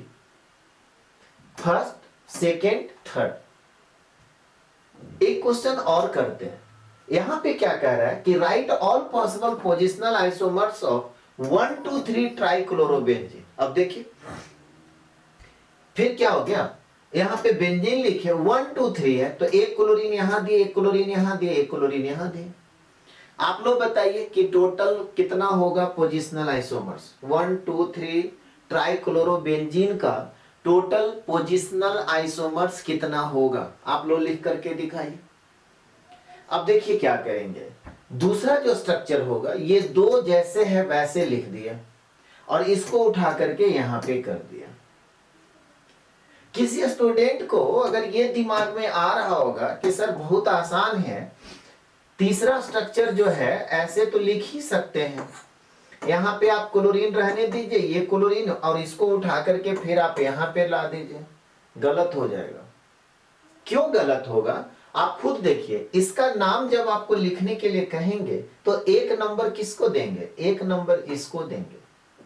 तो 1 2 3 4 यानी कि 1 2 4 ट्राइक्लोरोबेंजीन होगा। और ठीक उसी तरह से इसका नाम हम आपसे पूछें तो 1 नंबर इसको देंगे, 2 3 4, तो 1 2 4 ट्राइक्लोरोबेंजीन। ये दोनों का नाम तो सेम हो गया। आपको देखने में अपीयरेंस अलग अलग लग रहा है, तो जब भी इस तरह का बात आए ना तो आप तुरंत नाम लिख दीजिए, उससे आपको पकड़ में आ जाएगा। आप क्योंकि अभी स्टूडेंट है, पहली बार सीख रहे हैं, तो आपको लगेगा कि नहीं मेरा तो सही है, लेकिन एक नजर चेक कर लीजिए कि सही है कि गलत है। आपको खुद पता चल जाएगा। कैसे? आप उसका नोमेनक्लेचर कर लीजिए। तो बोलिए कि सर क्या इसका 1 2 3 ट्राइक्लोरोबेंजीन का 2 ही आइसोमर्स होगा? नहीं, एक स्ट्रक्चर आप ऐसे लिख सकते हैं 1 3 5, यहां पर 1 3 5। तो इस तरह से टोटल 1 2 3 ट्राइक्लोरोबेंजीन का टोटल 3 आइसोमर्स हो गया। कैसे लिखा रहा है ये सीख रहे हैं सभी लोग। इसको जल्दी से कंप्लीट कीजिए। यहां तक नोट कर लिए सभी लोग। चलिए नेक्स्ट क्वेश्चन हम लोग देखते हैं क्या कह रहा है। Right all possible positional isomers of 1 2 3 4 टेट्राक्लोरोबेंजीन। अब यहाँ पे 1 2 3 4 टेट्राक्लोरोबेंजीन, तो पहले बेंजीन का स्ट्रक्चर बना दिए, एक क्लोरीन यहां दिए, एक यहां, एक यहां, एक यहां, यही आपका 1 2 3 4 टेट्राक्लोरोबेंजीन हो गया। अब इसका क्या कह रहा है कि टोटल पॉसिबल आइसोमर्स लिखिए। तो बहुत आसान, हम लोग करेंगे क्या, तो 3 को एक साथ रहने देते हैं और एक को इसको उठा के यहां पे कर दिए। बोलिए और कोई स्ट्रक्चर लिखाएगा क्या, थोड़ा सोच के देखिए। अगर किन्हीं के दिमाग में ऐसा आ रहा है, बात को समझिए, अगर किन्हीं के दिमाग में ऐसा आ रहा है कि सर ये तीनों क्लोरीन को यहां रहने दीजिए और इसको उठा करके यहां कर दीजिए, तो इसमें और इसमें क्या अंतर है। तो फिर आप बोलिए कि नहीं सर अब इसका कोई पोजिशनल आइसोमर्स नहीं लिखाएगा, तो फिर आप गलत सोच रहे हैं। इसका तीसरा जो स्ट्रक्चर होगा, 2 को साथ कर दीजिए और फिर यहां पर एक छोड़ करके 2 को साथ कर दीजिए। अब देखिए इसका नाम क्या हो गया, तो 1 2 3 4 टेट्राक्लोरोबेंजीन, और इसका नाम क्या हो जाएगा 1 2 3 5 टेट्राक्लोरोबेंजीन, और इसका नाम क्या होगा, अगर नंबरिंग आप यहां से करते हैं तो 1 2 3 4 5, यानी कि 1 2 और 4 5 पे आ रहा है। आप इधर से नंबरिंग करेंगे तो यहां से कर सकते हैं, यहां से करेंगे तो इधर जाएंगे, यहां से करेंगे तो इधर जाएंगे। तो ये सब नोमेनक्लेचर में आपको बताया गया। यानी कि इसमें टोटल कितना पोजिशनल आइसोमर्स हो गया, 3 पोजिशनल आइसोमर्स हो गया। जैसे एक क्वेश्चन है, कह रहा है कि how many position isomers of dibromonaphthalene are possible. इसमें एक कंडीशन क्या दिया है कि if each ring of naphthalene है 1 हैलोजन।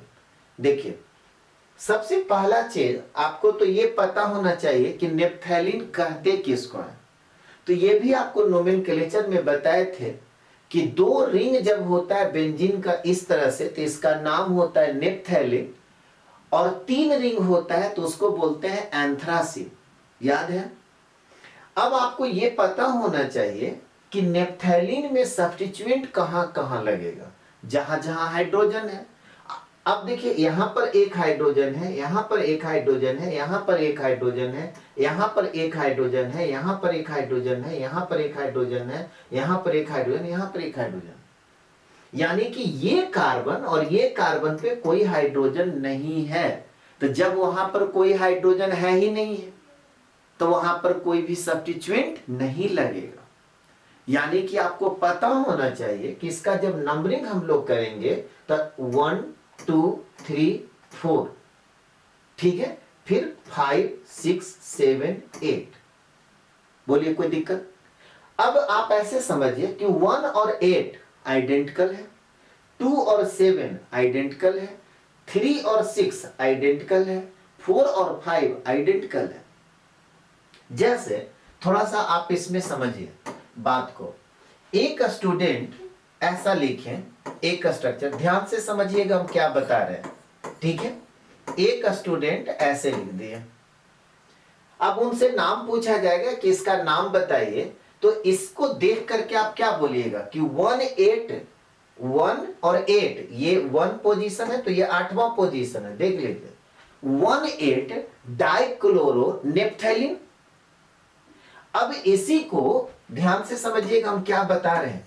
अब यहां पर स्ट्रक्चर है सो ऐसे लिखा गया, और एक स्टूडेंट है सो क्लोरीन को यहां पे लगा दिए।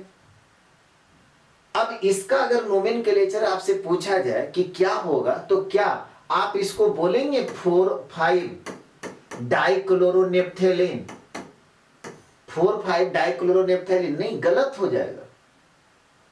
अब यहां पे जब सब्स्टिट्यूएंट यहां पे आ गया तो अब एक नंबर इसको देंगे। ये सब चीज पहले भी आपको सिखा दिया गया। अब एक नंबर जब इसको देंगे तो ये 1 2 3 4 5 6 7 8, यानी कि आप स्ट्रक्चर ऐसे लिखो या ऐसे लिखो, दोनों आइडेंटिकल है। ये दोनों डिफरेंट नहीं है। ऐसा नहीं कि हाँ सर तो इस पोजीशन को 4 बताए थे, अब यहां पे आप इस तरह से लिख दिए और आप है सो लिख दिए 4,5 डाइक्लोरोनेप्थैलीन अब घूम रहे हैं। कौन बताया जी? तो सर बताया। नहीं, आप समझने में गलती की, सर आपको ऐसा नहीं बताया। तो ये सब चीज ध्यान में रखिएगा। अब यहां पे आपको क्या कह रहा है, इंपॉर्टेंट ये है, ईच रिंग ऑफ नेप्थैलीन है जो 1 हैलोजन, 2 रिंग है इसमें, तो कह रहा है कि हर एक रिंग जो है एक ही हैलोजन रखना चाहिए। यहां पे क्या कह रहा है कि ईच रिंग ऑफ नेप्थैलीन है जो 1 हैलोजन, नेप्थैलीन का दोनों रिंग जो है एक एक हैलोजन रखे। तो अब कैसे लिखेंगे? तो यहां पे नेप्थैलीन लिख दिए, डाइब्रोमो है तो एक ब्रोमीन यहां पे दे दिए, एक ब्रोमीन यहां पे, देखिए दोनों हैलोजन क्या हो गया, दोनों रिंग पे आ गया एक एक। ऐसा भी तो कर सकते हैं कि ये जैसे है पहला पोजीशन पे रहने देते हैं और इसको उठा करके 7वां पे डाल देते हैं। ऐसा भी तो कर सकते हैं कि यहां पर इसको पहला पोजीशन पे रहने देते हैं और इसको 6ठा कार्बन पे डाल देते हैं। ऐसा भी तो कर सकते हैं कि ये ब्रोमीन पहला ही पे रह गया और ये है सो 5वां पे चला गया। बोलिए, अब कोई स्टूडेंट इसी स्ट्रक्चर को ऐसे लिख दे, ध्यान से समझिएगा फिर हम क्या बता रहे हैं। तो ये सब है सो गलती नहीं होना चाहिए, ठीक है। और ये बार बार जब आप प्रैक्टिस कीजिएगा तभी आप कर पाएंगे, ठीक है। अब यहां पर देखिए, कोई स्टूडेंट ना यहां पे ऐसे कर दे और यहां पे ऐसे कर दे। अब नाम जब उनसे पूछा जाए तो इसको देखेंगे रेफरेंस, बोलेंगे कि 3 और यहां पर 8, 3,8 डाइब्रोमो नेप्थैलीन, तो गलत होगा कि नहीं होगा? गलत हो जाएगा। जब आप ऐसे लिख रहे हैं तो एक नंबर फिर इस नेप्थैलीन मतलब इस कार्बन को पड़ेगा, और जब एक नंबर ये हो गया तो यहां पे 2, यहां पे 3, यहां पे 4, यहां पे 5, यहां पे 6, यानी कि 16 आ गया। और 16 देखिए ये है, कहां गया 16, देखिए ये है। तो ये सब चीज आपको जानना पड़ेगा। और कोई इसका स्ट्रक्चर हो सकता है? तो हाँ हो सकता है। अब यहां पर देखिए, हम दे रहे हैं दूसरा कार्बन पे और इधर दे रहे हैं 7वां कार्बन पे। और कोई स्ट्रक्चर हो सकता है क्या? तो हाँ हो सकता है, दूसरा कार्बन पे और 6ठा कार्बन पे। तो यहां पर देखिए, एक ब्रोमीन दूसरा पे और एक है सो 6ठा पे। ये कौन सा पोजिशनल आइसोमर्स हुआ? वैसे पोजिशनल आइसोमर्स हैं जो हर एक हैलोजन अलग अलग रिंग पे, या कह सकते हैं कि हर एक रिंग पर एक हैलोजन है। ऐसा भी तो हो सकता है ना कि दोनों हैलोजन सेम रिंग पे हो। तो थोड़ा सा क्वेश्चन को हम चेंज कर रहे हैं, पहले हम आसान बनवा दिए, अब इसके बाद यहां पे ये वाली पार्ट को हटा देंगे, सिर्फ ये लिख देंगे कि डाइब्रोमोनेप्थैलीन का टोटल पोजिशनल आइसोमर्स कितना होगा। यहां तक पहले कंप्लीट कर लीजिए। यहां तक कंप्लीट हो गया सभी लोग को। चलिए अब क्वेश्चन को हम क्या कर रहे हैं, थोड़ा सा चेंज कर रहे हैं कि ये वाली पार्ट को हटा दे रहे हैं कि दोनों हैलोजन्स जो है अलग अलग रिंग पे होना चाहिए, इसको हटा दे रहे हैं। तब टोटल पोजिशनल आइसोमेरिज्म कितना होगा। तो देखिए क्वेश्चन में क्या कह रहा है कि write all possible positional isomers of dibromonaphthalene. अब आपको जितना है सारा लिखना होगा। कैसे लिखेंगे? तो सबसे पहले देखिए, नंबरिंग तो आपको बता चुके हैं कहां से होता है, 1 2 3 4 5 6 7 8। तो पहले हम लोग क्या करेंगे, 1 2 लिख दिए, फिर क्या लिखेंगे 1 3 लिख दिए, फिर क्या किए 1 4 लिख दिए, फिर क्या लिख देंगे 1 5 लिख देंगे, फिर क्या लिखेंगे 1 6 लिख देंगे, फिर क्या लिखेंगे 1 7 लिख देंगे। बोलिए, फिर क्या लिख देंगे 1 8 लिख देंगे। खत्म? नहीं, दूसरा कार्बन पे भी तो होगा। अब देखिए यहां पे अब जो दूसरा कार्बन पे जब हम यहां पे देंगे तो दूसरा और तीसरा ऐसा हो सकता है नहीं? तो फिर बोलिए कि सर ये तो अब आसान है, कर लेंगे, छोड़ दीजिए। नहीं होगा। क्यों? अब आप सोचेंगे कि जिस तरह से 1 2 1 3 1 4 लिखे उसी तरह से सर 2 3 2 4 2 5 कर देते हैं ना, गलत हो जाएगा। अब क्यों गलत होगा, थोड़ा सा समझिए ध्यान से। अगर हम यहां पे एक ब्रोमीन को यहां पे दे दिए और इसको हम पढ़ रहे हैं 2 3 2 3, अब आप क्या करते हैं, एक ब्रोमीन को यहां पे दे दिए और एक ब्रोमीन को यहां पे दे दिए और आप पढ़िएगा 2 4। ये सही है या गलत है, आप ही बताइए। ये सही है गलत है? गलत है। तब इसको क्या पढ़ना होगा, इसको पढ़ना होगा, एक नंबर इसको देंगे, 2 नंबर इसको देंगे, 3 नंबर इसको देंगे, तो 1 3 1 3 तो मेरा लिख चुके हैं, ये 1 2 और ये 1 3 है, तो ये आइडेंटिकल हो जाएगा। बोलिए कोई दिक्कत? तो यहां पर ये जो है आप सोच रहे थे कि हम लिख रहे हैं क्या 2 4, फिर कोई बच्चा बोलेगा कि सर 2 5 पॉसिबल है, आप खुद देख लो। यहां पर देखिए ये 1, ये देखिए 1 2 3 4 5 6। अब कोई बच्चा बोलेगा 2 5, ये ब्रोमीन हो गया और यहां पर ये ब्रोमीन हो गया, क्या पॉसिबल है? नहीं पॉसिबल है। क्यों? जब आप इस तरह से स्ट्रक्चर लिखते हैं तो एक नंबर इसको देंगे, 2 नंबर इसको, 3 नंबर इसको, 4 नंबर इसको, 5 नंबर इसको, ये 1 5 है, नहीं पॉसिबल है।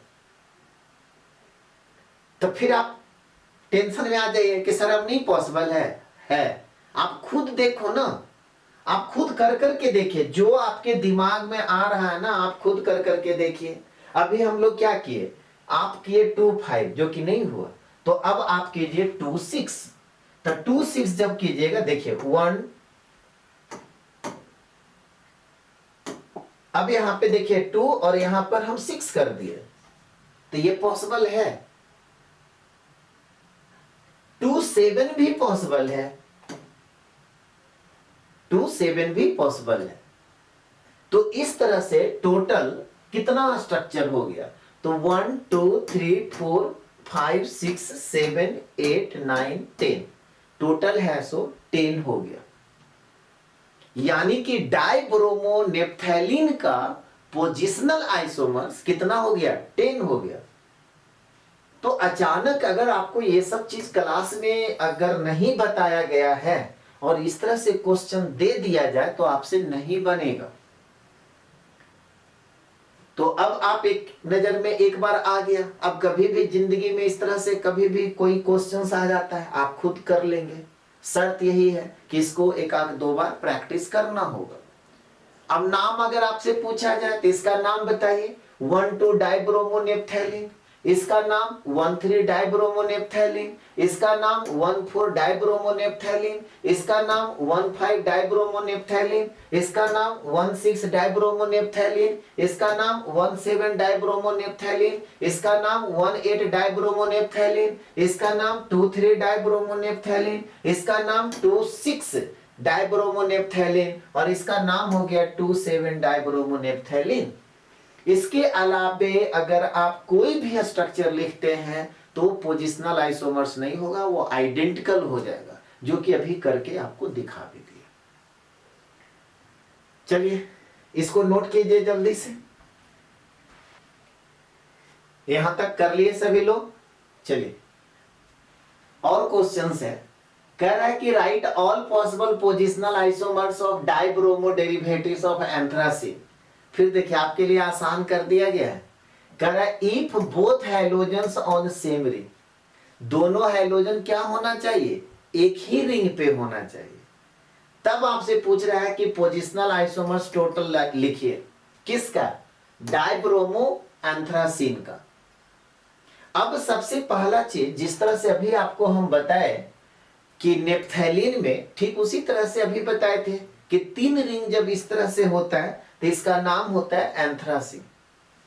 अब इसका नंबरिंग कैसे करते हैं ये इंपॉर्टेंट है। नंबरिंग जब हम लोग करेंगे तो यहां से करेंगे 1 2 3 4, फिर ये बीच वाला रिंग को नहीं करेंगे, यहां पे आ जाएंगे 5 6 7 8 और फिर बीच वाला रिंग को 9 और नीचे आ जाएगा 10।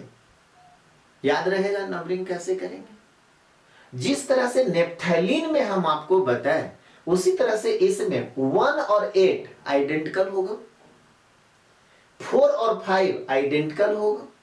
कहने का मतलब क्या हुआ, आप इसको ऐसे समझ लीजिए कि कोई स्टूडेंट अगर इस तरह से लिख दें, ठीक है, और यहां पे सब्स्टिट्यूएंट लगा दें ब्रोमीन, ठीक है, तो इसको 5 ब्रोमो नहीं पढ़ना है, इसको 5 ब्रोमो नहीं पढ़ना है, फिर इसको 1 ही देंगे। यानी कि ये पोजीशन, ये पोजीशन, ये पोजीशन और ये पोजीशन आइडेंटिकल, जिस तरह से नेप्थेलीन में भी आपको बताया गया। तो ये सब चीज ध्यान में रखिएगा। जैसे अब यहां पे हम एक सब्स्टिट्यूएंट यहां पे दे दिए, एक सब्स्टिट्यूएंट यहां पे दे दिए, एक नंबर किसको दीजिएगा, इसको दीजिएगा, इसको दीजिएगा, इसको देना पड़ेगा। तो अब क्या रहा है, both halogens on same ring, यानी कि दोनों ब्रोमीन एक ही रिंग पे होना चाहिए। तो कैसे होगा, पहला स्ट्रक्चर देखिए, एक हम ब्रोमीन यहां दे देते हैं और एक यहां पे दे देते हैं 1 2 पोजीशन पे। दूसरा स्ट्रक्चर क्या होगा, तो एक ब्रोमीन यहां दे देते हैं और एक तीसरा कार्बन पे दे देते हैं। तीसरा स्ट्रक्चर क्या हो जाएगा, तो एक ब्रोमीन यहां दे देते हैं और एक ब्रोमीन यहां पे दे देते हैं। बोलिए। ठीक उसी तरह से अब आप ऐसे समझिए, कोई बच्चा अब इस तरह से सोच रहा होगा कि सर एक स्ट्रक्चर ऐसे लिख दीजिए,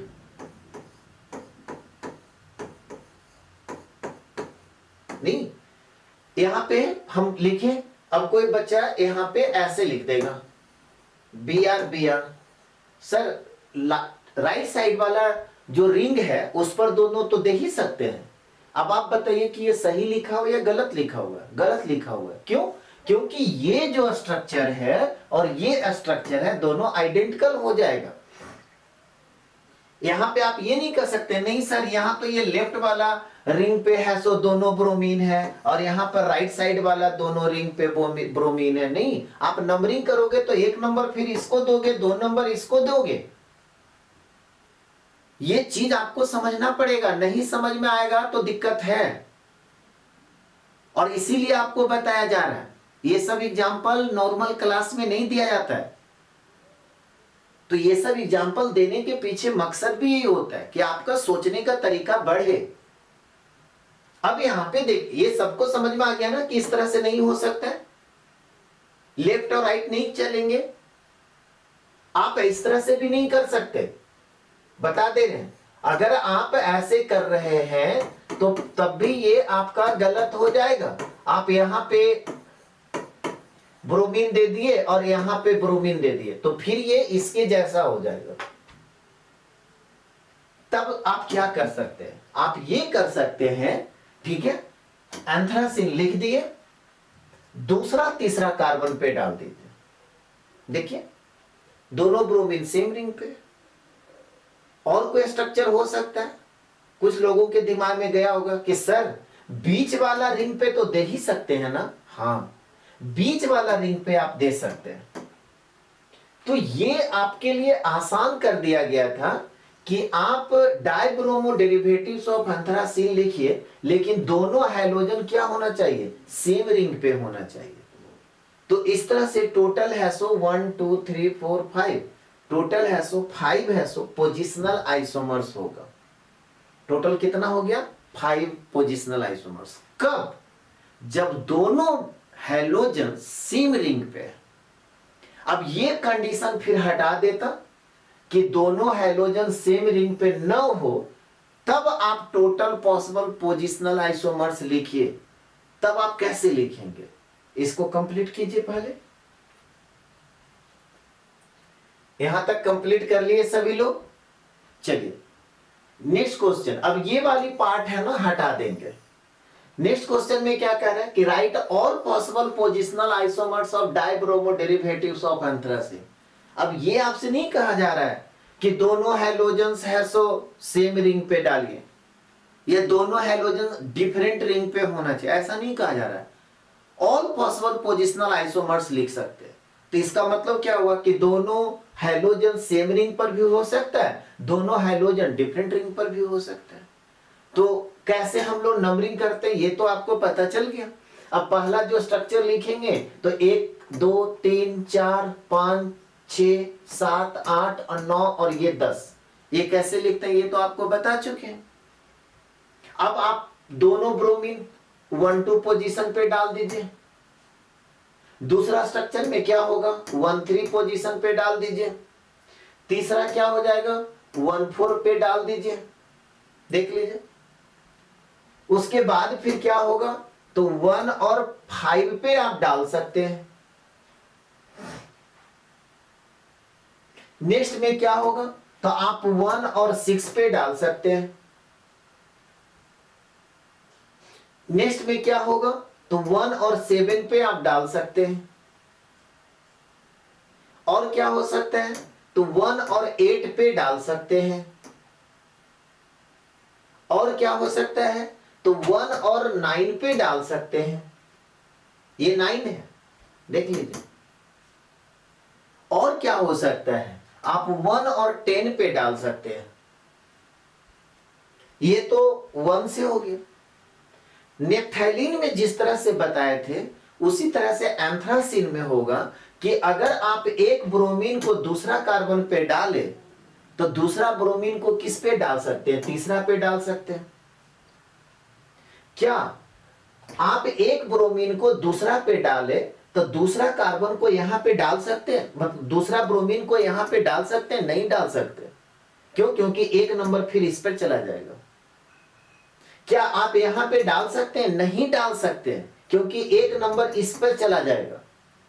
ये सब आप खुद जब प्रैक्टिस करेंगे ना तब आपको क्लियर हो जाएगा।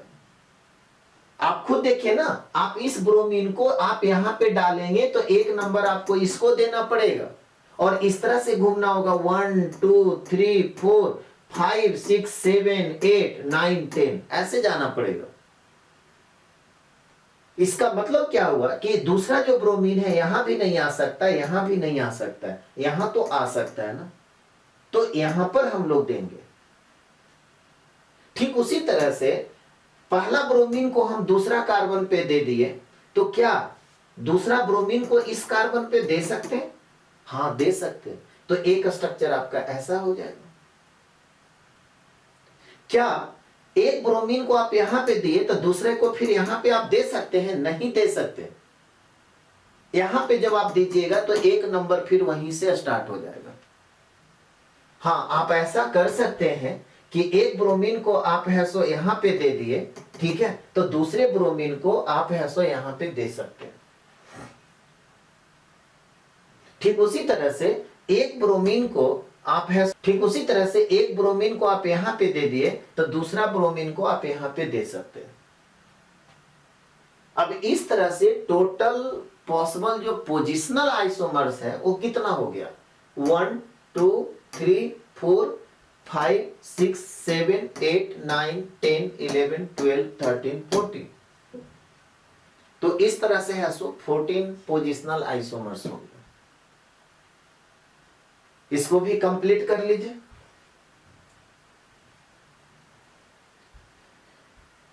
यहां तक सभी लोग कर लिए। चलिए नेक्स्ट क्वेश्चन हम लोग देखते हैं। कह रहा है right all possible cyclic structures with molecular formula C6H12। देखिए ये जो क्वेश्चन है ना, डिग्री ऑफ अनसेचुरेशन जब पढ़ा रहे थे तो वहां पर भी एग्जांपल दिए थे। अगर आपको याद होगा तो साइक्लिक जो स्ट्रक्चर है C6H12 का टोटल 12 स्ट्रक्चर हम लोग लिखे थे। डिग्री ऑफ अनसेचुरेशन जब आप इसका निकालेंगे तो 2 हाइड्रोजन का डिफिशियंसी है, इसका मतलब DU 1 होगी। तो साइक्लिक जब स्ट्रक्चर लिखेंगे तो उसमें कोई पाई बॉन्ड नहीं होगा। तो कैसे लिखने के लिए बताए थे, तो पहले 6 मेंबर का आप रिंग बना दिए, फिर दूसरा स्ट्रक्चर में क्या होगा तो 5 मेंबर का रिंग बना देंगे और एक सब्स्टिट्यूएंट में डाल देंगे। फिर क्या बताए थे 4 मेंबर का रिंग बना दीजिए और 2 है सो सब्स्टिट्यूएंट में डाल दिए। अब ये जो इथाइल है 2 कार्बन का, इसी को हम 2 कार्बन अलग अलग 2 मिथाइल में भी तो तोड़ सकते हैं।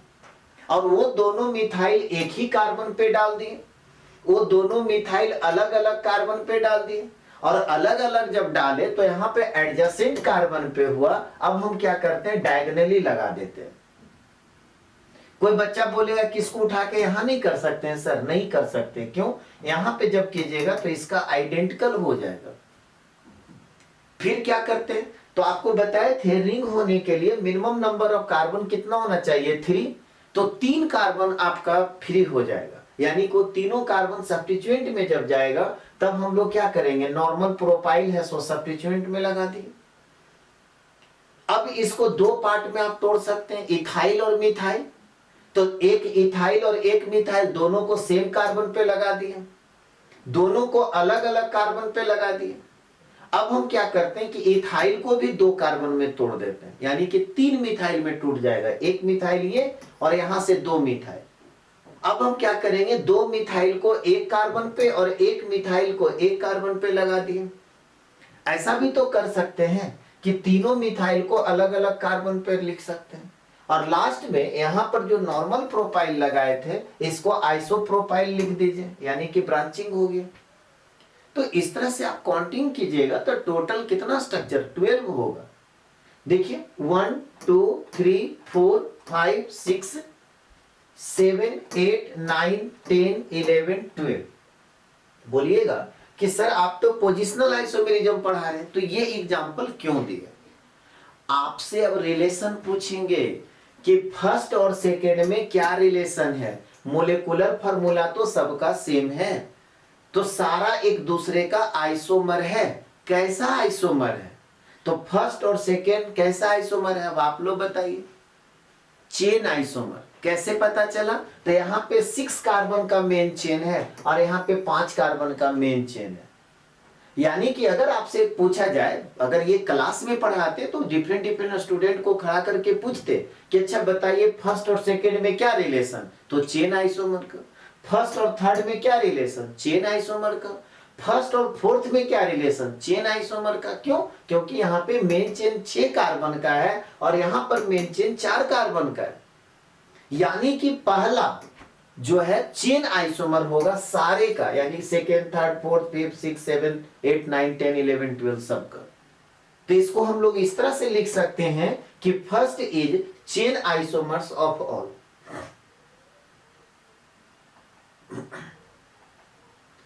ठीक उसी तरह से अगर हम आपसे पूछे कि दूसरा और तीसरा में क्या रिलेशन है, तो दूसरा जो है 5 कार्बन का मेन चेन है, जबकि तीसरा में 4 कार्बन का मेन चेन है। मेन चेन डिफर हो गया, साइड चेन भी डिफर हो गया, तो इसको फिर क्या बोलेंगे, चेन आइसोमर।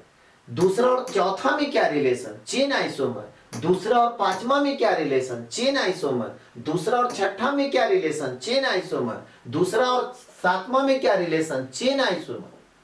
कहने का मतलब क्या हुआ कि दूसरा भी जो है हर एक के साथ वो क्या रिलेशन है, चेन आइसोमर्स का है। तो इसको भी नीचे एक लाइन लिख लेंगे कि second is chain isomers of all.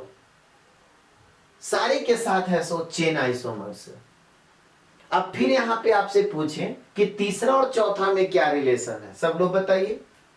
Third और फोर्थ में क्या रिलेशन है, इतना तो सबको पता होना चाहिए कि 2 ही आंसर आएगा, या तो पोजीशन होगा या तो चेन होगा, क्योंकि अभी 2 ही पढ़ा है। अब ये आपको बताना है कि तीसरा और चौथा में क्या रिलेशन, चेन आइसोमर या position isomer.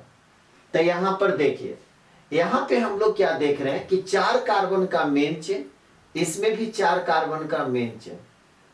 Side chain 2 carbon का और इसमें साइड चेन 1 कार्बन का। तो डिफरेंट क्या हुआ, साइड चेन का लेंथ डिफर हुआ। डिफरेंट क्या हुआ, साइड चेन का लेंथ डिफरेंट हुआ। तो हम कहेंगे कि थर्ड और फोर्थ में क्या रिलेशन है, चेन ही आइसोमर्स होगा, पोजीशन आइसोमर्स नहीं होगा। मेन चेन तो सेम है, आपको डिफिनीशन में क्या बताए थे, साइड चेन में मेन चेन डिफर कर सकता है या साइड चेन भी डिफर कर सकता है। यहां पे मेन चेन डिफर नहीं किया बट साइड चेन डिफर कर गया, तो इसको भी चेन आइसोमर कहेंगे। यानी यहां पर थर्ड और फोर्थ क्या हो गया, यहां पे थर्ड और फोर्थ चेन आइसोमर्स हो गया एक दूसरे का। ठीक उसी तरह से अगर आपसे पूछा जाए फोर्थ और फिफ्थ में बताइए कि क्या रिलेशन है। ध्यान से देखिए, फोर्थ और फिफ्थ में क्या रिलेशन है, सभी लोग बताइए। तो यहां पर क्या देख रहे हैं, मेन चेन 4 कार्बन का, साइड चेन 1-1 कार्बन का। क्या साइड चेन या मेन चेन में कोई डिफरेंस है? नहीं है। किसमें डिफरेंस है? पोजीशन का। यहां पे क्या है, साइड चेन पहला ही कार्बन के साथ है, जबकि यहां पे साइड चेन पहला और दूसरा कार्बन के साथ है, यानी कि सब्स्टिट्यूएंट का पोजीशन डिफर हो रहा है। तो हम कहेंगे 4 और 5 में जो रिलेशन है वो क्या हो गया, पोजीशन आइसोमर्स का। तो यहां पे लिखेंगे 4 and 5 आर पोजीशन आइसोमर्स। अब आप बताइए 5 और 6 में क्या रिलेशन, 5 और 6 में क्या रिलेशन? तो 5 और 6 में भी क्या है, पोजीशन आइसोमर्स है। 5 और 6 में क्या रिलेशन, पोजीशन आइसोमर्स। तो यहां पे फिर लिख लेंगे कि 5 and 6 are position isomers of each other. 6 और 7 में बताइए, 6 और 7 में बताइए क्या होगा। तो 6 में देखिए 4 मेंबर का रिंग है और यहां पर है सो 3 मेंबर का रिंग है, मतलब 3 कार्बन का रिंग है। क्या हुआ, मेन चेन है सो चेंज हो रहा है। नहीं तो मेन चेन जब चेंज हो रहा है, मेन चेन है सो आपका चेंज हो गया। तो 6 और 7 में क्या रिलेशन, चेन आइसोमर का। तो 6 and 7 are chain isomers of each other. इसको जल्दी से इतना कंप्लीट कर लीजिए। यहां तक कंप्लीट कर लिए सभी लोग। चलिए 7 और 8 में बताइए, 7 और 8 में क्या रिलेशन। तो इसमें भी 3 कार्बन का चेन, इसमें भी 3 कार्बन का chain, main chain. Side chain इसमें देखिए 3 कार्बन का और इसमें 2 और 1 कार्बन का। डिफरेंट किस में हो रहा है, डिफरेंट किस में हो रहा है, साइड चेन में डिफरेंट हो रहा है। तो इसको क्या बोलेंगे, चेन आइसोमर। तो आपका 7 और 8 जो है चेन आइसोमर्स हो गया। 8 और 9 बताइए। तो 8 और 9 में देखिए 3 कार्बन का मेन चेन, 3 कार्बन का main chain, side chain 2 carbon और 1 कार्बन, इसमें भी 2 कार्बन और 1 कार्बन। आपका 8 और 9 में मेन चेन में कोई चेंज नहीं हो रहा है, साइड चेन में कोई चेंज नहीं हो रहा है। तो इसको क्या बोलेंगे, पोजीशन आइसोमर। क्यों, क्योंकि यहां पर इथाइल पहला कार्बन के साथ है और मिथाइल भी पहला कार्बन के साथ है, जबकि इथाइल यहां पे पहला कार्बन के साथ और मिथाइल दूसरा कार्बन के साथ। तो सब्स्टिट्यूएंट का पोजीशन चेंज हो गया। तो हम कहेंगे कि 8 और 9 जो है एक दूसरे का पोजिशनल आइसोमर्स हो गया। 9 और 10 बताइए, 9 और 10 में क्या रिलेशन। तो 9 और 10 में देखिए, 9 और 10 में साइड चेन का पोजीशन, मतलब साइड चेन है सो बदल रहा है। यहाँ पे 2 कार्बन का साइड चेन है और यहाँ पर 1-1 कार्बन का है, और यहाँ पे 2 और 1 कार्बन का साइड चेन है। तो साइड चेन जब चेंज हो गया, नहीं तो साइड चेन जब चेंज हो रहा है, डिफर कर रहा है, तो उसको चेन आइसोमर कहेंगे। तो 9 और 10 क्या कहलाएगा, चेन आइसोमर्स कहलाएगा। 10 और 11 बताइए, 10 और 11 में क्या रिलेशन, जल्दी से बताइए। तो 10 और 11 में क्या रिलेशन हो गया। तो देखिए मेन चेन है सो आपका 3 कार्बन का, साइड चेन 1-1 कार्बन का 3 है। तो यहाँ पे डिफर क्या हुआ, पोजीशन। क्या डिफर कर रहा है, पोजीशन। तो 10 और 11 में क्या रिलेशन, पोजिशनल आइसोमर्स। तो 10 और 11 क्या हो गया, पोजिशनल आइसोमर्स। 11 और 12 बता दीजिए, 11 और 12 में फिर क्या हो गया, चेन आइसोमर्स। क्यों, यहां पर 1-1 कार्बन का सब्स्टिट्यूएंट है और यहां पे ये आइसोप्रोपाइल है। तो साइड चेन डिफर कर गया, लेंथ नहीं, तो इसको हम लोग फिर क्या बोलेंगे, चेन आइसोमर। तो 11 और 12 में क्या रिलेशन हो गया, चेन आइसोमर्स हो गया। इसको भी नोट कर लीजिए। यहां तक कंप्लीट कर लिए। तो फाइनल देखिए कंक्लूजन क्या निकल करके आया, थोड़ा सा समझिए कि अगर 2 स्ट्रक्चर दिया हुआ है चेन आइसोमर्स का और 2 स्ट्रक्चर दिया हुआ है पोजीशन आइसोमर्स का, CI का मतलब चेन आइसोमर्स और PI का मतलब पोजीशन आइसोमर्स। तो सबसे पहला मोलिकुलर फार्मूला, अगर 2 स्ट्रक्चर में रिलेशन चेन आइसोमर्स का है तो मोलिकुलर फार्मूला सेम होगा कि डिफरेंट? तो पहले ही आपको बता दिया गया है कि आइसोमर्स होने के लिए मोलिकुलर फार्मूला तो सेम होना चाहिए। वो चेन आइसोमर्स हो, पोजीशन आइसोमर्स हो, स्ट्रक्चरल में कोई भी हो या स्टीरियो आइसोमर्स में कोई भी हो, तो मोलिकुलर फार्मूला क्या हो जाएगा? इसका भी सेम हो जाएगा, इसका भी सेम होगा। अगर आपसे पूछा जाए डिग्री ऑफ अनसैचुरेशन, तो डिग्री ऑफ अनसैचुरेशन आप चेन आइसोमर्स में लिखिएगा। अगर दो कंपाउंड है तो दोनों का सेम होगा। पोजीशन आइसोमर्स है तब उसका भी डिग्री ऑफ अनसैचुरेशन सेम होगा। क्यों? क्योंकि डिग्री ऑफ अनसैचुरेशन में कोई चेंजिंग नहीं आएगा। ठीक उसी तरह से अगर आपसे पूछा जाए स्ट्रक्चरल फार्मूला, तो स्ट्रक्चरल जो फार्मूला है चेन आइसोमर में क्या होता है? डिफरेंट होता है। स्ट्रक्चरल फार्मूला चेन आइसोमर में क्या होता है? डिफरेंट होता है। ठीक उसी तरह से पोजिशनल आइसोमेरिज्म, अगर पीआई, पेयर ऑफ पीआई, दो स्ट्रक्चर दिया हुआ है पोजीशन आइसोमर्स का, तो क्या दोनों का स्ट्रक्चर सेम होगा या डिफरेंट होगा? डिफरेंट होगा। तो यहां पर इसका स्ट्रक्चरल फार्मूला क्या होगा? डिफरेंट होगा। ठीक उसी तरह से फिजिकल प्रॉपर्टी याद कीजिए, पहला ही क्लास में आपको बताए थे कि आइसोमेरिज्म का डेफिनेशन में ही होता है कि मोलिकुलर फार्मूला सेम होना चाहिए, बट फिजिकल प्रॉपर्टी या केमिकल प्रॉपर्टी या दोनों डिफरेंट होना चाहिए। यानी कि फिजिकल प्रॉपर्टी वो चेन आइसोमर्स का रहेगा तब भी डिफरेंट होगा, और पोजिशनल आइसोमर्स रहेगा तब भी डिफरेंट होगा। फिर और हम लोग क्या पढ़े? Nature of functional group.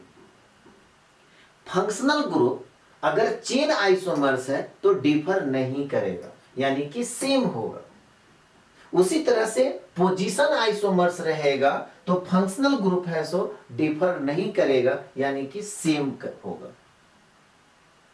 Functional group में कोई चेंज नहीं होगा, चेन आइसोमर्स हो या पोजिशनल आइसोमर्स हो। ठीक उसी तरह से नेचर ऑफ मल्टीपल बॉन्ड, अभी आप देखे थे, अगर चेन आइसोमर्स है, डबल बॉन्ड का पोजीशन मतलब double bond, nature of multiple bond, अगर डबल बॉन्ड है तो डबल बॉन्ड ही रहेगा, ट्रिपल बॉन्ड है तो ट्रिपल बॉन्ड ही रहेगा, यानी कि यहां पे सेम हो गया और ये भी सेम हो गया। आप एग्जांपल में देख चुके हैं। नेचर ऑफ सब्स्टिट्यूएंट में चेन आइसोमर्स में क्या होगा? सेम, और पोजिशनल आइसोमर्स में भी क्या होगा? सेम। लेकिन size of parent chain, PC का मतलब पेरेंट चेन, ठीक है, पेरेंट चेन या साइड चेन, एससी का मतलब साइड चेन, ये क्या होगा? जब चेन आइसोमर्स होगा तो डिफरेंट होगा, जबकि पोजीशन आइसोमर होगा तो सेम होगा। तो कंक्लूजन यही निकला, और दोनों को एक साथ कुछ एग्जांपल्स ऐसे भी दिए मिक्स कर करके, और आपको पहचानना था कि इसमें कौन चेन आइसोमर्स है, कौन पोजिशनल आइसोमर्स है। और इतना सारा एग्जांपल देने के बाद मान के चलते हैं कि आपको पोजिशनल आइसोमर्स का कंसेप्ट है सो क्लियर हो गया। लास्ट में फिर एक कंक्लूजन करके भी आपको बता दिए। नेक्स्ट क्लास में हम लोग पढ़ेंगे स्ट्रक्चरल का रिंग चेन आइसोमर्स किसको कहते हैं। तो आज का क्लास कैसा लगा कमेंट करके जरूर बताइए, और वीडियो अच्छा लगता है तो लाइक कीजिए, शेयर कीजिए, सब्सक्राइब कीजिए, और इसी उम्मीद के साथ विदा लेते हैं कि आज का दिन आपका अच्छा बीते और आने वाला कल आज से और अच्छा बीते। Have a nice day. Thank you.